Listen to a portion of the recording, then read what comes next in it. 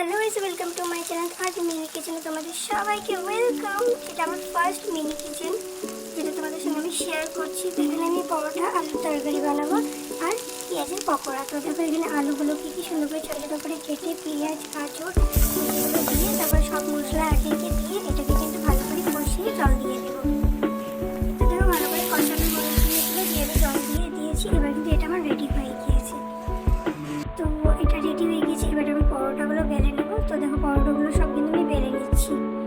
আর তোমাদের ভালো লাগলে প্লিজ লাইক, কমেন্ট, শেয়ার করতে ভুলবে না। তো এদিকে দেখো আমি পরোটাগুলো কি সুন্দর করে সেঁকে তুলে নিলাম।